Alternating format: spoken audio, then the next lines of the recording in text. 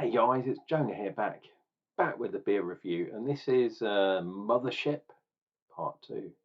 And today we have got this bad boy. This is the American Pale Ale, and once again, my God, look at that kind of crazy kind of modern art, weird sort of style. I'd really like to know who designed the artwork for these cans. Pretty cool. Anywho. There we go. Oops. Mothership American Pale Ale. We got this pale ale. We got this pale ale started by mingling tropical aromas, light base malts, clean and fresh, with a smooth finish. Tastes like the good times. Tropical hop aromas, pink grapefruit, papaya, and passion fruit. Lightly carbonated with a light hop resin bitterness up front. Passion fruit and papaya continue in the flavour. Yeah, easy drinking pale ale. And this time we have got water, barley, hops, and yeast. So no oats or wheat in this bad boy. 5.5%. It's vegan friendly. Unshell filtered. Naturally hazy. Very, very cool. So this time, this is definitely not a NEPA. This is a pale ale. And yeah, unlike the one that I had the other day, this one has got no kind of political machinations and all stuff. So I'm not even going to react to that kind of stuff. Oh, very nice. Okay. It is slightly hazy, but that's unchill filtered and it has been in the fridge. We have got maybe half a finger, 3/4 of a finger's head. Lovely white bubbles again, not as big as last time, but as you look at my my beard, you should be able to see some bubbles rising in this bad boy. So yeah, quite impressed. So definitely not hazy, put it that way. But some nice fresh citrus tropical things on the nose, reasonably sweet.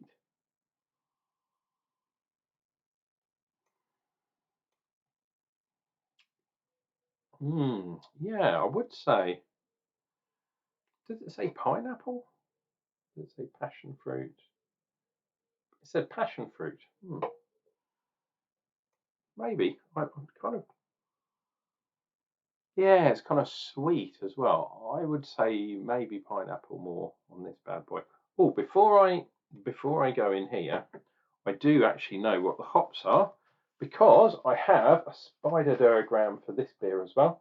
With that weird Cthulhu. Oh, that's like Cthulhu sort of thing on the can, which is pretty bizarre. Oh, my finger's in the way.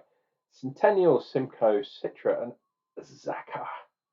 Again, it talks about papaya, passion fruit, pink grapefruit as well. We will be the judge of that bad boy. But it's always nice to have a baseline. Some people will call it cheating, but no, a baseline, I'm going to say, and I'm sticking to that.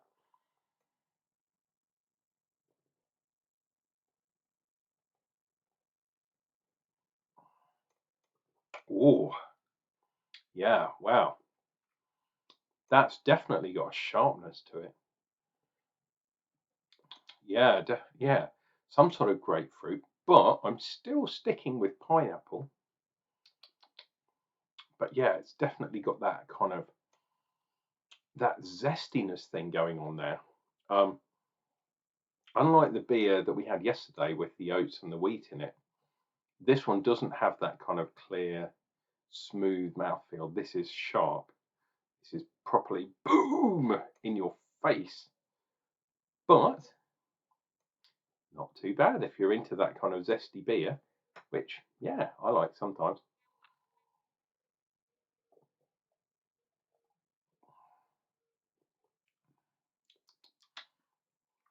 there is, yeah, there is that kind of zesty, fruity kind of orange, blood orange thing, which I always equate to Simcoe, and there is Simcoe in this thing. But that grapefruit kind of zesty thing is up front, most definitely. It's almost like if you have a radler or a rattler where you put a bit of lemon or lime in and then fill it up with beer, and it gives you, it's like a top. They used to call it a top back in my day, where you put a lemonade top. Imagine doing that, but doing it with grapefruit juice instead of lemon. This is kind of, I guess, what you'd come. Or in cocktails, sometimes they cut the zest and they put a bit of the zest into your drink. If you did that with a grapefruit, I mean, it would be obscenely tart. I'm not saying do a lot.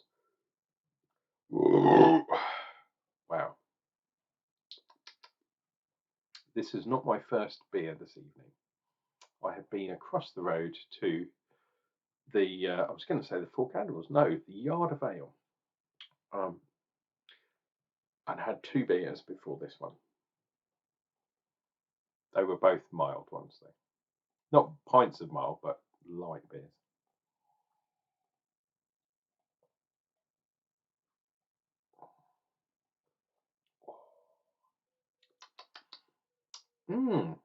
I tell you what, 5.5% is quite well hidden within this beer. I wouldn't have said that it was kind of that strong, to be honest.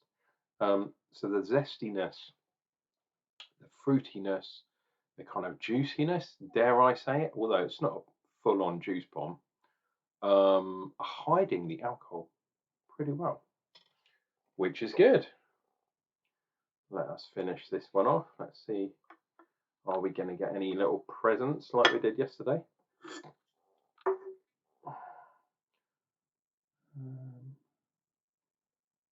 No, it doesn't look like we've got any floaters today, which is... Oh no, we do. Ugh. And it looks like, to me, it looks like hop presents. So yeah, 2 beers from the same brewery with the same problem, the same issue.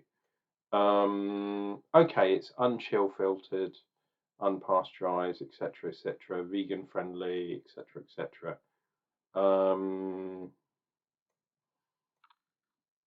Yeah, it is what it is. I personally don't think having, especially in a can, in a cask beer, then yeah, maybe you get some things floating about in it. In a can, I don't know. Maybe 2 beers in a row with floaty things in there. Maybe you need to take a look at your quality control. So yeah, unfortunately, I'm going to have to mark you down a bit for that. 3.5 maybe out of 5, something along those lines.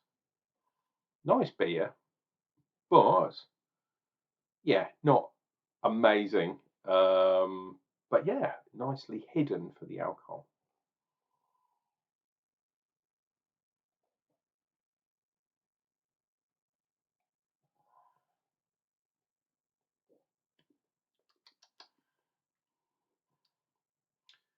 I don't know. I mean, maybe 3 3/4. It is a nice beer. I have to say, it is a nice beer. And the process is trying to be, vegan, not have any filtering and that kind of stuff. But there are certain types of filtering you can do, which does not use any animal products, which, yeah, will leave you with a clearer product. So yeah, I don't really want to say laziness, but yeah, maybe you want to take a look at your quality control. That's all I'm saying. Get some people in. Hey, if you want to get me in to do quality control, I'm always available. and now more available than I was last week because I'm looking for a job, as a lot of you well know. Anyway, guys, this has been Unclejona drinking the, how are we doing this?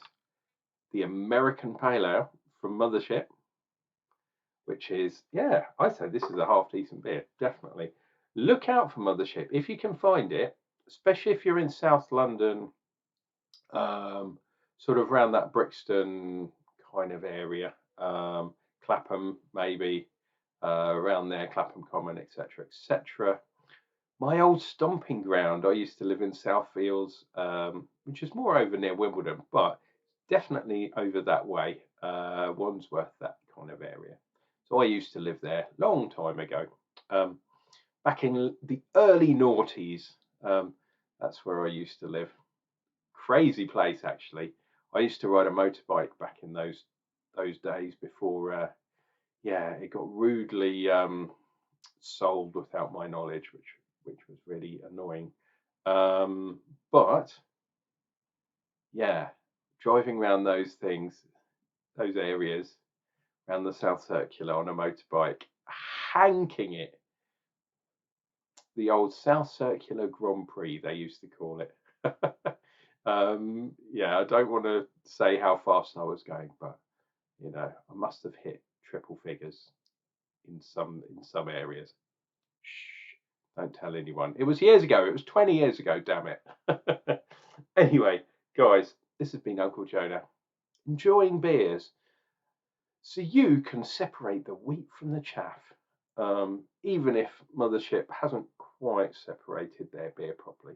Anyway, until the next time, cheers and beers, guys, and look out for Mothership because they are really good. I like both of their beers. Just a tiny little bit of hoppage in there. That's not going to detract from liking these beers. Cheers, guys. We'll see you real soon.